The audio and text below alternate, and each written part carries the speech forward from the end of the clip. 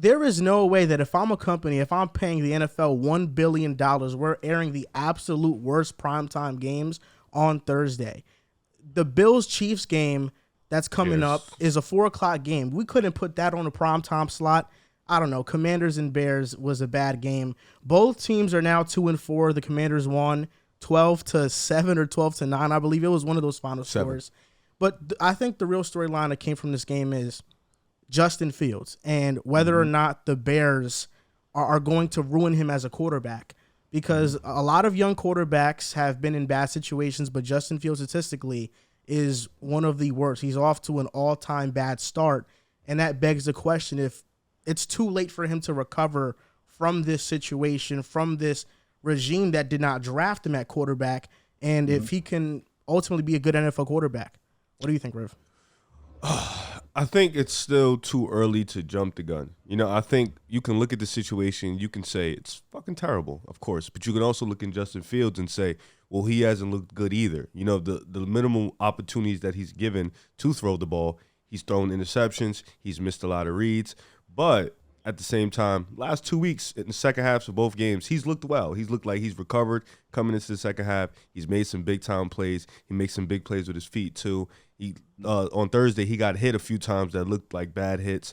But I think, this situation is so fucked up because for Fields, it's like he can go out there and it looks like the staff doesn't trust him, but at the same time, the team isn't as good as you want it to be. We knew coming into the season this was going to be one of the worst situations for a rookie.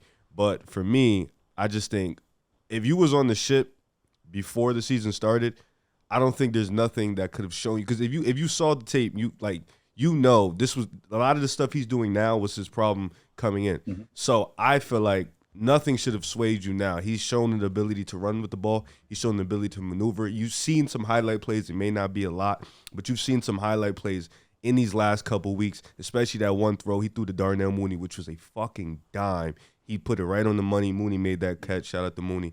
But he's made some plays. So I think with the situation, $100 million cap that Chicago is going to have, I think you have to at least give it one more year just to give him another chance.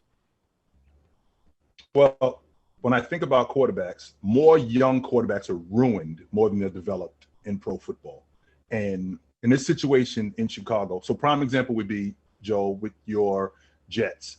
I did not like Sam Darnold coming to the Jets because I didn't think how they were going to develop him would be beneficial to him. Him coming out of college, he was a turnover machine. So I'm looking at him getting on that Jets team, and I'm thinking they like to throw the ball. Well, that's not conducive to his game. And what they're going to do is they're going to try to air it out, and they're going to really expose who Sam Darnold is, and they're going to ruin him. And that's what they ended up doing with him. Well, I'm thinking about what Justin Fields is doing right now in Chicago. So he's on his second offensive coordinator in as many seasons. So that's also a problem because now I got to learn new verbiages. I got to learn a new offense. I got to learn new cadences. I got to learn all of these new things with this offense that I'm in. That's number one. Number two, the offensive line that I'm in, the offensive line that's in front of me is one of the most horrific offensive lines that I have. That's bad simply because I need to learn the offense. Well, I can't learn the offense in terms of my progressions. This guy. I can't learn that if I'm on the run every down.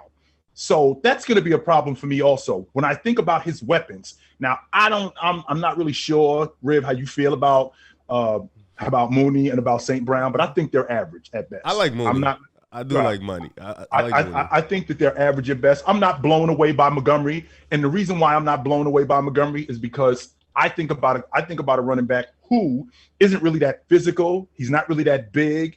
Now that offensive line isn't great, but that could just open up so much more of their offense if they had not even an elite running back, but a better running back, and they don't have that. And I think that the situation that they have Justin Fields in right now isn't conducive to his game, and they're on the way to wrecking him.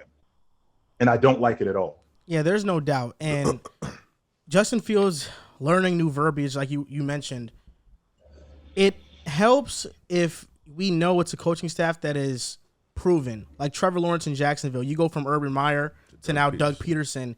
You're now getting helped in that offense, and he's asked to do a lot, but he's a big-time player. There's a brand-new fantasy app. It's called Boom Fantasy. You got over-unders, player props. You got matchups. This player versus that player. That's personally my favorite and long shots. You can win 40 times your money. And if I'm not mistaken, Joel, NBA is coming soon. Yes, sir. NBA will be in the app in the next 10 days or so. I believe opening night is October 19th, so we'll have stuff up a few days beforehand. That's going to be fun because we have it every night. You don't have to wait till Monday, Thursday. Did you get your code?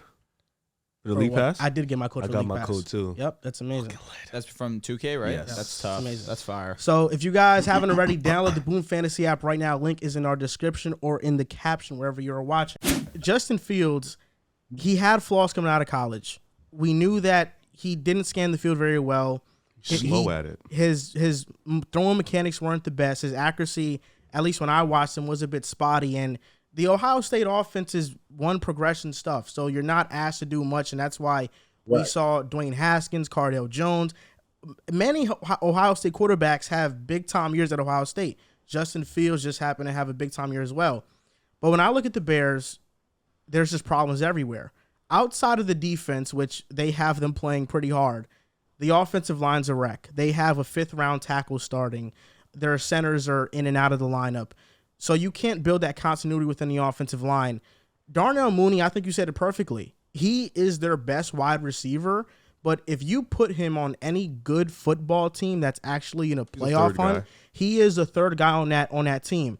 There are some outliers like the Packers or maybe Kansas City who they have some guys that Darnell Mooney might be better than, but for the most part, he's a third guy. He's a low-end wide receiver too. You don't have a possession receiver. You put him with the Cowboys. What do he look like? What does he look like in Dallas? Yeah, I think CeeDee Lamb's better. You can argue Michael Gallup is better than him, so he could be the third receiver. And David Montgomery, to me, he's always been somebody who's gotten a lot of hype, but I view him as somebody who is a bit too slow for my liking. Khalil Herbert has been better than him this season.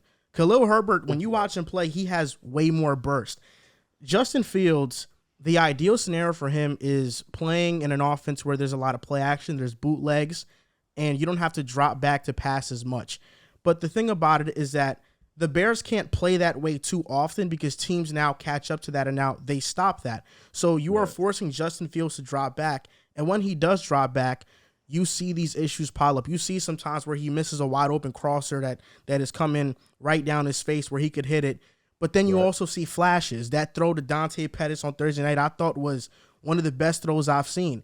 Those electrifying plays for Justin Fields are still there. The big-time run in the fourth in the final drive of the game.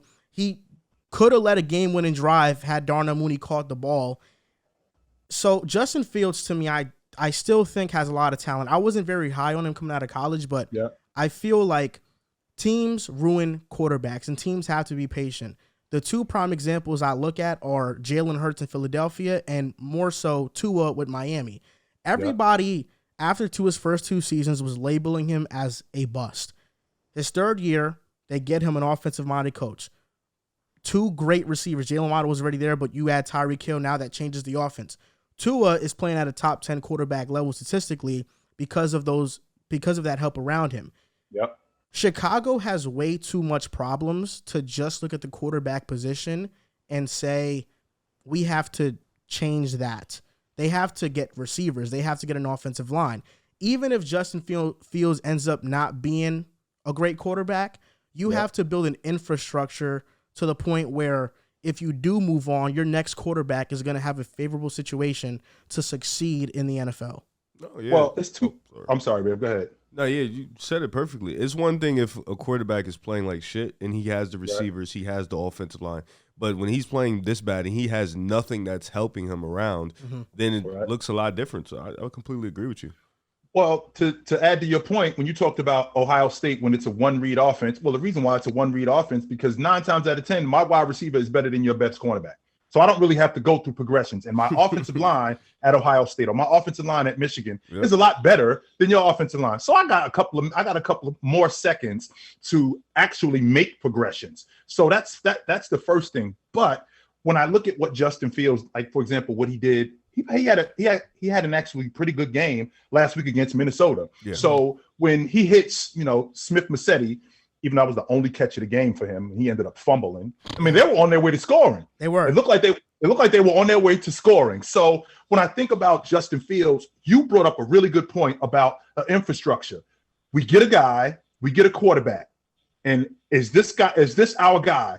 Well, we don't know if Justin Fields is the guy yet, but he kind of looks like it. So if that's true, Let's build around him, and let's let the people know that this is our guy, because now we have a foundation, as opposed to, well, we're going to give this 1 year, we're going to give this 2 years. Let's not forget, guys, Aaron Rodgers sat behind Brett Favre for 5 years. I'm sorry, for 4 years. Steve Young sat behind Joe Montana for 5 seasons. There's nothing wrong with sitting behind somebody, and there's also nothing wrong with developing a quarterback. And if you develop them, the fans, the people that are inspired by you, they'll get behind you if that's what you're telling them, as opposed to, yo, this is the guy and we're in the playoffs next year. When you know that that's not true.